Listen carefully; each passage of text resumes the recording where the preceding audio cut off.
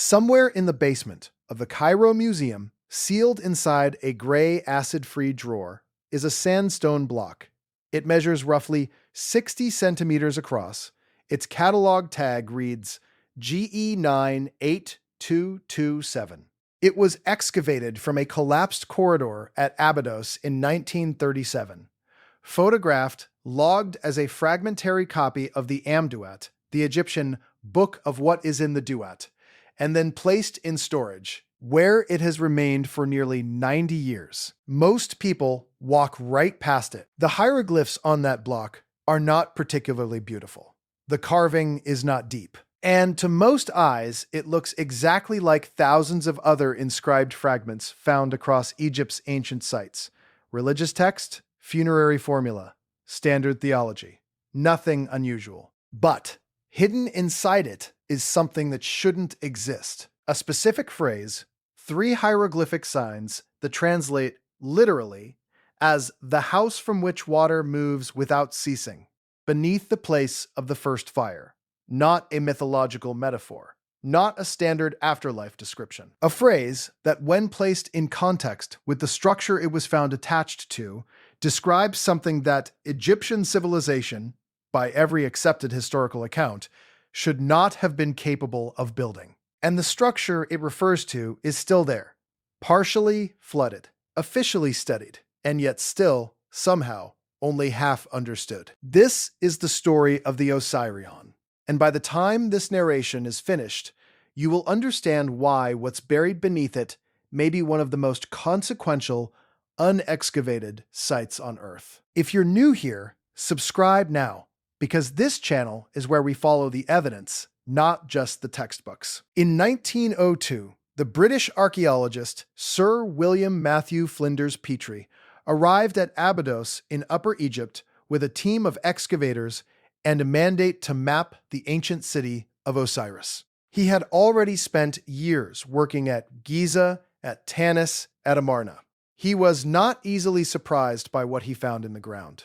But what emerged from the sand at Abydos, slowly, over multiple seasons, stopped him. 23 meters below the desert surface, sunk deeper than any other temple or structure in Egypt, they found a building unlike anything in the archaeological record. Not carved into bedrock, built, constructed inside an enormous pit cut through the living rock, and then lined with colossal granite blocks, each one estimated at between 50 and 100 metric tons, transported by some method that still has not been fully explained from the quarries at Aswan, more than 700 kilometers to the south.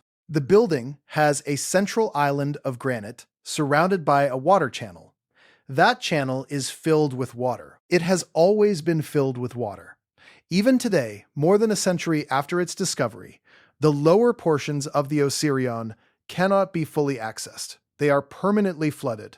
And that, it turns out, is not a design flaw. It is the design. The official attribution dates the Osireion to the reign of Pharaoh Seti I, approximately 1290 BCE. His name appears in later inscriptions added to the interior walls, not carved into the original granite blocks, but painted and chiseled onto plaster coatings applied during and after Seti's reign. The inscriptions of the Amduat that fill the inner chambers were added during the reign of Merenptah, Seti's grandson, around 1213 BCE. When his workers arrived to decorate the walls, the building was already ancient to them. They were not building something new. They were inheriting something old. Here's where it gets strange. The architectural style of the Osireion does not match the New Kingdom period to which it is officially assigned. It matches nothing from that era. The massive unadorned granite masonry, cyclopean blocks with no relief carving, no color, no ornament, is closer in style to the Valley Temple of Khafre at Giza, which itself has never been satisfactorily explained, and to the earliest known megalithic structures of the pre-dynastic period. Egyptologists have noted this anomaly since Petrie's time. The conclusion most have settled on: Seti I was deliberately building in an archaic style to establish religious legitimacy. He was making something new look intentionally old. But that explanation has a problem, because the Osireion does not merely look old. The engineering principles embedded in its design suggest something beyond aesthetic imitation. They suggest function, specifically hydraulic function. And to understand that function, you have to go back to the inscriptions. Not just the later additions placed inside by Miriam Tav's decorators, but the earlier fragmentary texts found in the surrounding corridors.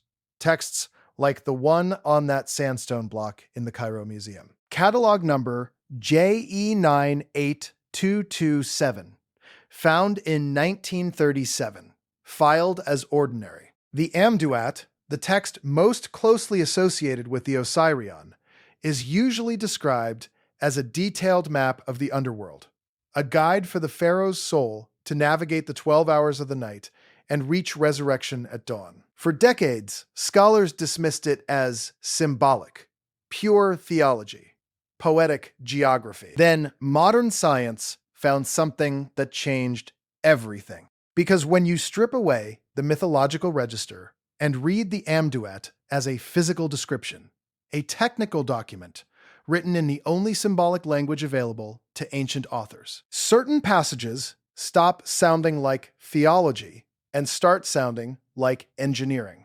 The 4th and 5th hours of the Amduat describe a region called the domain of Sokar.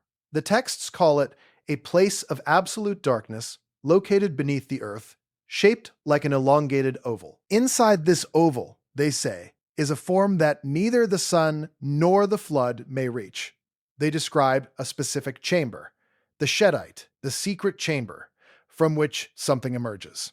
And the text describes sound. It says, "The voice of this chamber is not heard by those who stand above." For decades, scholars dismissed it as symbolic, the voice of the god, the silence of death, standard funerary metaphor. And yet, here is a 3,000-year-old text from a culture obsessed with documentation and precision, describing an underground, sealed oval chamber from which sound cannot travel upward.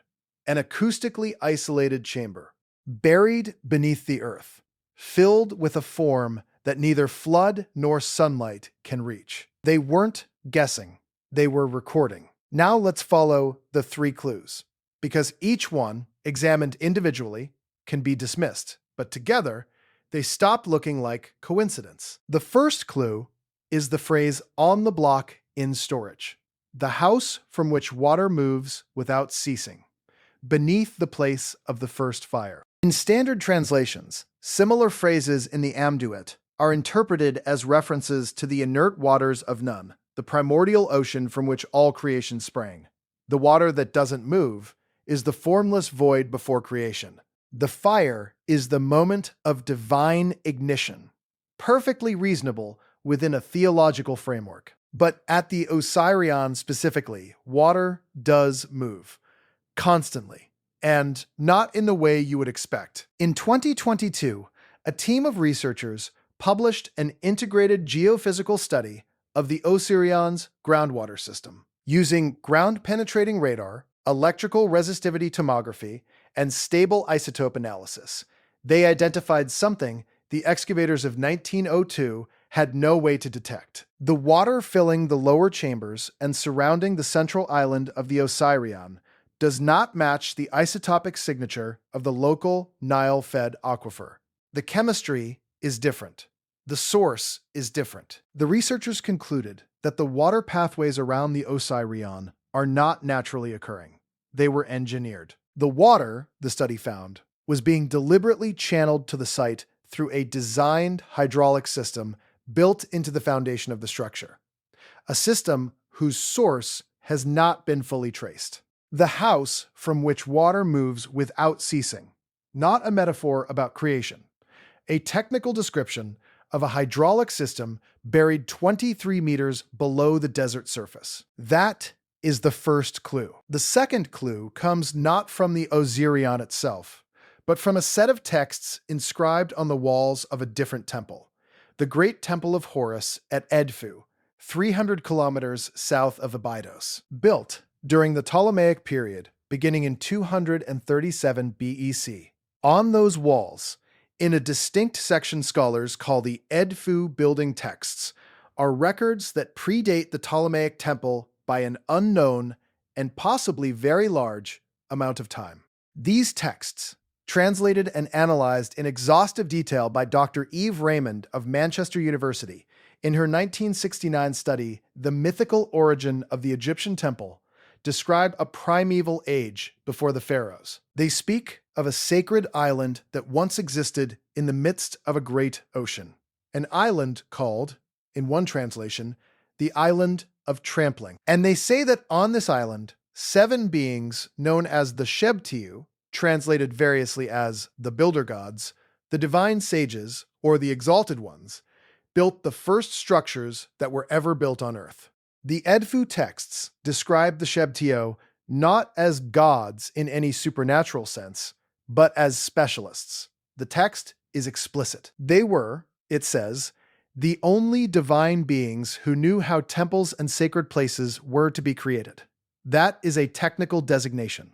They possessed knowledge that no one else had. They carried it across water after their homeland was destroyed, and they encoded what they knew into the structures they left behind in their new lands. Here is what matters for our story.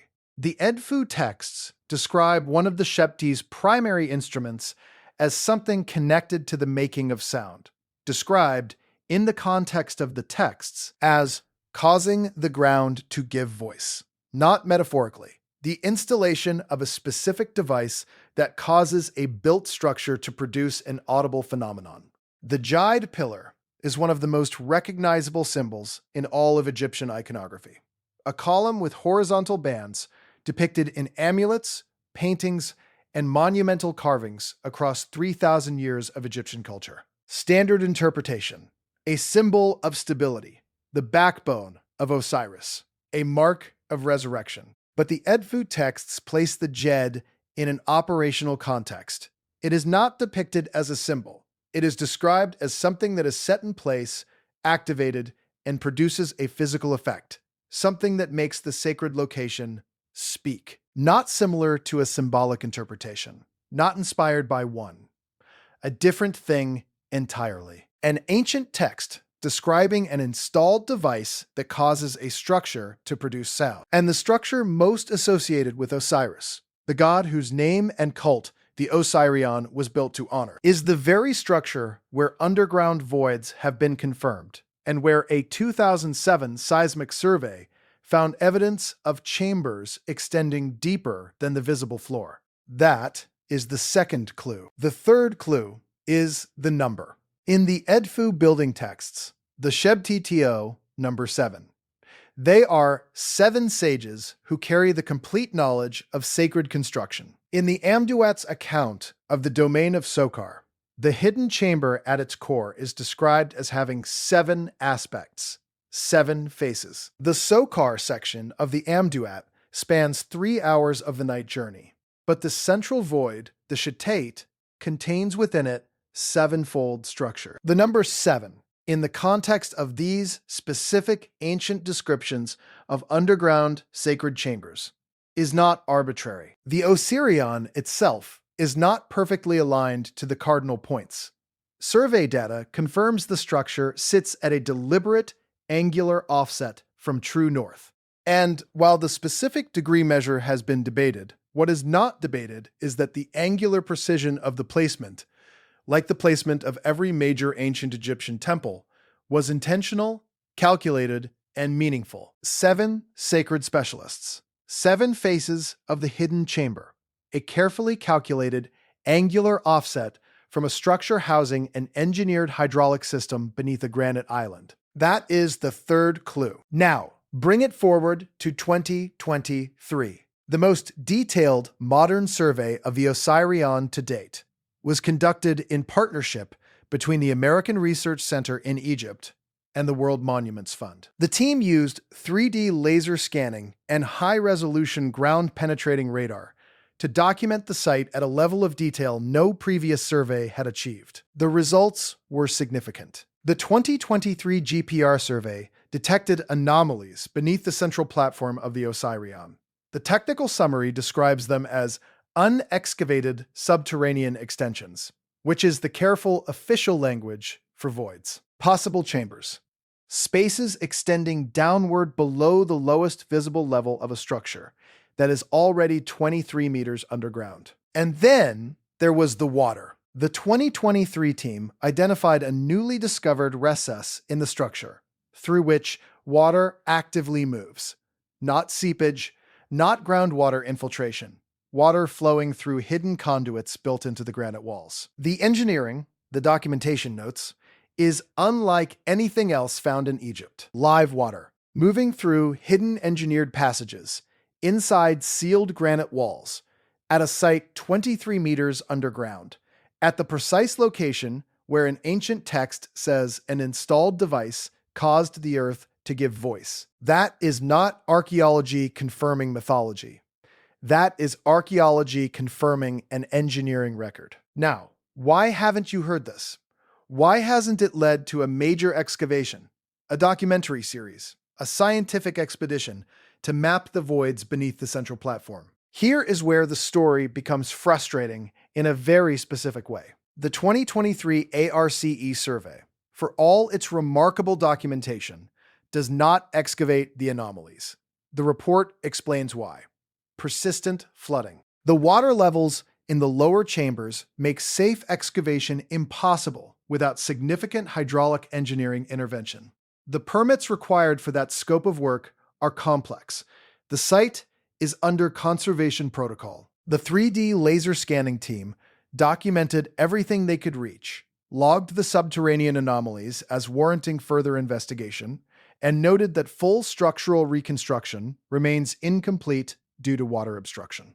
The report was filed, the anomalies were recorded, and the conversation in mainstream archaeological circles has not substantially advanced. The voids beneath the central platform remain unexcavated. The hydraulic conduits have not been traced to their source. The isotopic anomaly in the water supply has not been explained. The site continues to flood. The water continues to move. And the Osireion continues to be officially described as a symbolic cenotaph, a tomb without a body, built for a god who never died, while underneath its granite floor, engineered chambers wait in permanent darkness. It was sealed, it was mapped, and then it flooded. Now, does this prove the most extreme version of the story? Probably not. The Osirion's age controversy, though real and noted by serious scholars since Petrie, has not produced incontrovertible evidence of pre-pharaonic construction. The isotopic anomaly in the water could reflect ancient Egyptian hydraulic engineering of a known type, perhaps a diverted canal system whose surface components have been lost to time. The voids beneath the central platform could be natural geological features, or unmapped shaft tombs from later periods, or spaces created by centuries of water erosion in soft substrate beneath the limestone lens. And the interpretive framework I've described, the Amduat as engineering document, the Edfu building texts as historical record of a lost technical civilization, is not the scholarly consensus. Most Egyptologists would argue, with considerable justification, that we are projecting modern technical language backward onto ancient symbolic thought, that we are mistaking metaphor for specification, that the beauty of these texts is their layered meaning, not a hidden blueprint. That is a fair objection. It deserves to be stated. But here is where the skeptical case does not close the file. None of those individual explanations account for all of the anomalies simultaneously. The engineered water source with atypical isotopic chemistry, the seismically confirmed voids beneath the lowest visible floor level, the hidden hydraulic conduits moving water through granite walls in 2023, the acoustic characteristics of the shetite described in the Amduat, the explicit description in the Edfu building texts of an installed device that causes sacred structures to produce sound, and the extraordinary fact that this structure, unlike every other Egyptian temple on record, was built with no decorative program in its original granite fabric. No god names, no royal cartouches, no texts. Just granite, just geometry. Just water. Each anomaly, individually, can be rationalized. Together, they describe something that our current model of ancient Egyptian civilization cannot fully absorb. And that is not a small thing. If the Osireion predates Seti III, if it was already ancient when his scribes arrived to write on its walls, then the hydraulic system, confirmed by the 2022 isotopic study, is not the product of New Kingdom engineering. It is the product of something earlier, something that designed a hydraulic installation 23 meters below the desert floor, brought granite from 700 kilometers away, and left no inscription on the granite itself because the structure was not a monument. It was a machine. And the Edfu building texts give us the only surviving description of the people who built it. The Sheptiwo, the seven who knew. The survivors of a flooded island who carried knowledge across water and encoded it into stone. The Edfu texts say they came to build sacred places in a new land. They say the structures they built were designed to last. They say the knowledge embedded in those structures was meant to be recovered by those who knew how to read it. The Egyptians who came after them could not build what they found. They could worship it, decorate it, name it after their gods, and write on its walls. But they could not build another one. In 3,000 years of recorded Egyptian civilization, with all the resources of the most powerful empire of the ancient world, no pharaoh ever built anything like the Osireion again. Not similar, not inspired by it.